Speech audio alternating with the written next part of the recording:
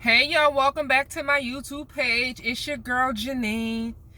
So I am coming on here today specifically for an update on my pre-op appointment with that neurosurgeon. You remember the previous message, the previous YouTube video? Yes. I finally had that appointment. Now it was a couple days ago, y'all, but your girl been crazy busy. But I need to tell you about this appointment. It was disappointing is what I'm going to use, the word I'm going to use. It was disappointing for me.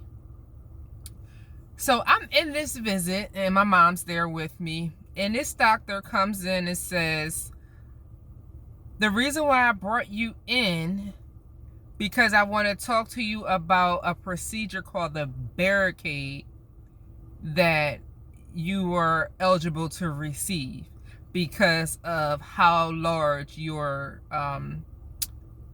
herniation is. And I'm like, okay. And so he begins to talk to me about this barricade, and he said basically the only difference between the barricade and the surgery that I'm already scheduled to get, the lumbar microdiscectomy, is that the barricade reduces the risk of reherniation from that same disc. And so there's a less than 1% chance that I will have a reoccurrence with the barricade. But with the lumbar microdiscectomy, there's less than a 5 to 10% chance, he says, for a reoccurrence. And so he said that's the only difference. So it's still surgery. And apparently no one has ever had it before in Delaware. So he wants me to be the first one. I'm looking at this doctor like he crazy. So you never done this before? No, but I have training and I feel confident in doing it. You want me to be your test dummy? That's basically what he's saying. Tell me, how would y'all feel about that? Now, it's been done before other places. I received a pamphlet from his nurse, and you have this guy in here who had it done in 2013, and he talked about it, and someone after that, let me see, 2013, and I thought I saw another guy. Maybe that was just online when I did my research. But it says that they don't have studies over 5 years. Oh, you know what? I might be reading it wrong. Never mind. X that out. But anyway, as you can see, I'm still learning about this whole barricade. But this doctor begins to tell me that he needs to know right away. So I told him I don't do things like this. Like, I can't just make a rash decision. And so I can't give you an answer right away. And so I need to get back to you. And so what I did was I went home and I prayed about it.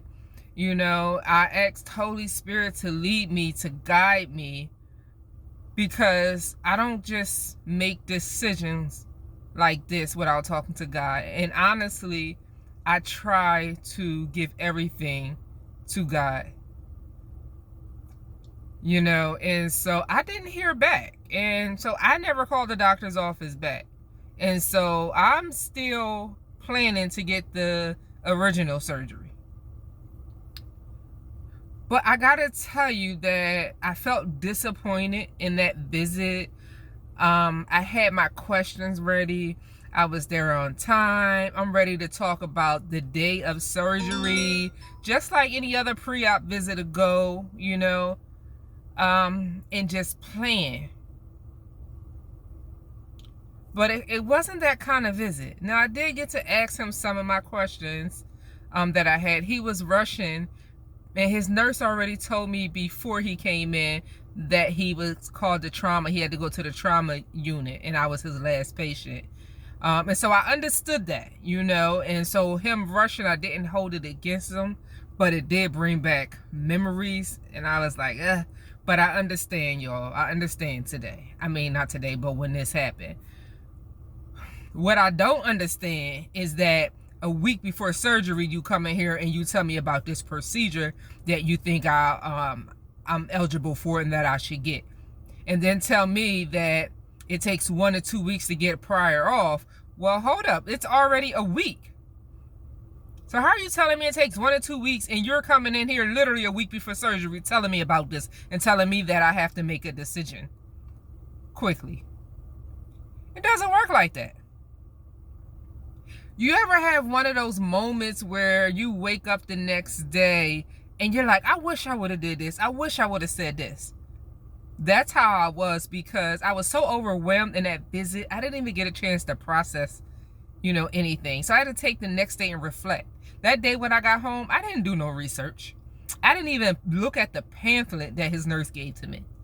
It was the next day when I started looking. But I was just like, it's so many things about that visit that didn't sit right with me. And that's why I was disappointed. I want you to put in the comments if you ever experienced anything like this, or you know somebody that has, or if you just have something you want to say, or you have an opinion, a comment, a word of encouragement, anything, please share with me. Because I am still like, you know how you just throw your hands up? Like, that's how I feel right now about this visit. And although he's a good surgeon, it's just like, darn, like, I feel this visit was incomplete. Like, do I even want you to do the surgery? Yeah, I took it there. But I'm not saying I'm not getting it done. I just felt like so much was not said and it was incomplete. And I just felt like that visit, because that's the only visit I get before the surgery, was incomplete. Now, before the surgery, I would see the doctor for like 60 seconds. And that's it. Y'all know how it goes if you had surgery before.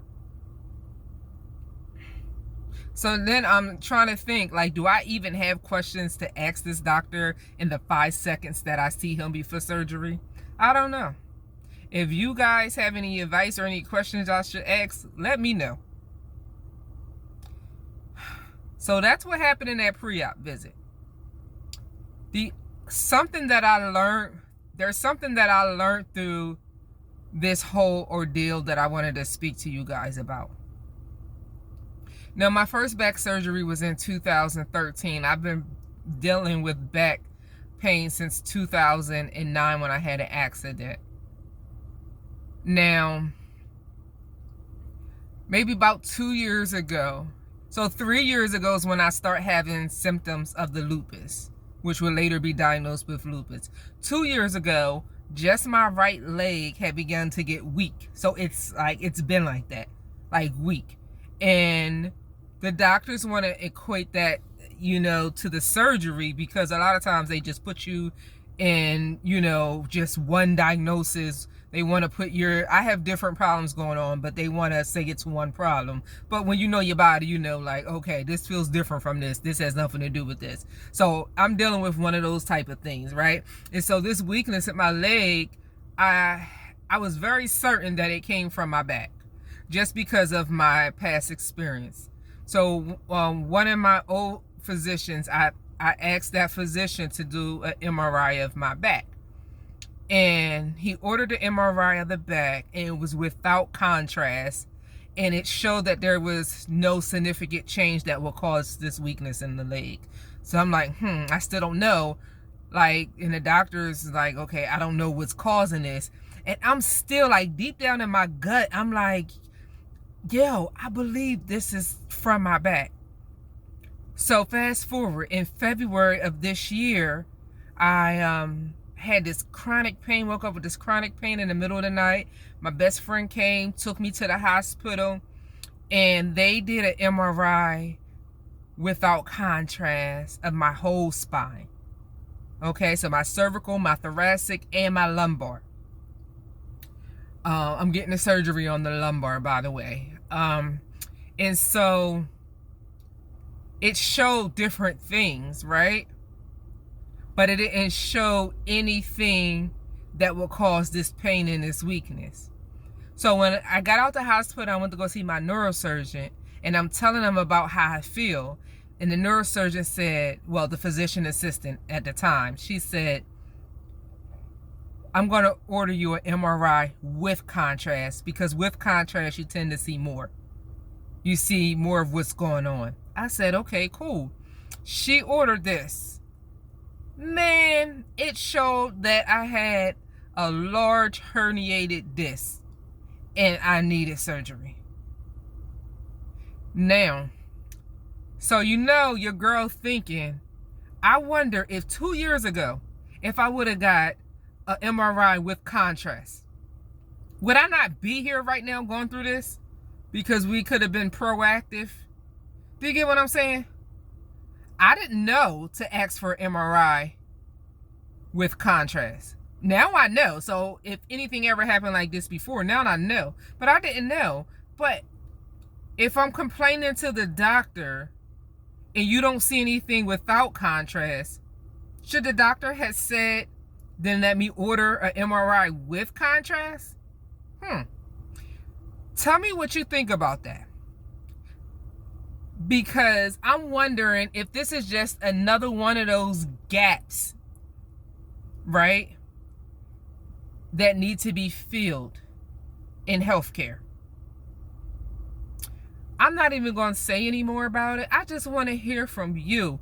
Tell me what you think about it. So thank you for listening. Counting down. Surgery is Thursday. Keep your girl in prayer. Keep her lifted. And I will keep you guys updated. I will see you from the surgery bed and everything. God bless you. Take care of yourself. Peace and blessings.